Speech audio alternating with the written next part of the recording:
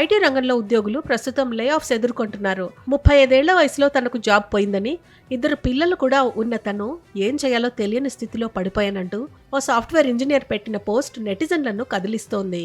తన వయసు 35 ఏళ్లని, ఇటీవలే జాబ్ పోయిందని అతను రాసుకొచ్చాడు.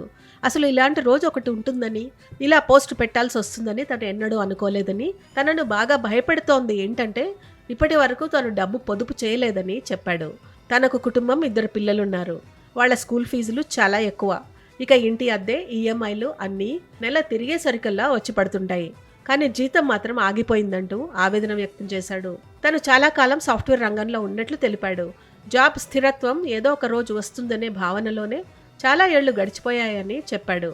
కానీ అది ఎప్పటికీ సాకారం కాని కలగా మారిందని ఆవేదన వ్యక్తం చేశాడు. తన పనితీరు మెరుగ్గానే ఉన్నా లే ఆఫ్స్కు గురయ్యానని, కంపెనీలో ఖర్చుల తగ్గింపు, పునర్వ్యవస్థీకరణ కారణంగా జాబ్ కోల్పోవాల్సి వచ్చిందని వివరించాడు.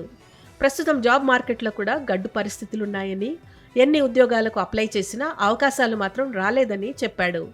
కుటుంబం ముందు ధైర్యం నటిస్తున్నానని, రాబోయే రోజుల్లో ఎలా నెట్టుకు రావాలో తలుచుకుంటే కంటి మీద కునుకు రావడం లేదని తెలిపాడు. అంతా సర్దుకుంటుందన్న మాట తరచూ వినేదే అయినా తనకు నమ్మకం కుదరట్లేదన్నాడు. ఈ పోస్ట్ పై నెటిజన్ల నుంచి పెద్ద ఎత్తున స్పందన వచ్చింది. అంది వచ్చిన ప్రతి అవకాశాన్ని వినియోగించుకోవాలని, ముందుగా కఠిన పొదుపు నియమాలు పాటించి ప్రస్తుత గడ్డు పరిస్థితుల నుంచి గట్టెక్కాలని సూచించారు.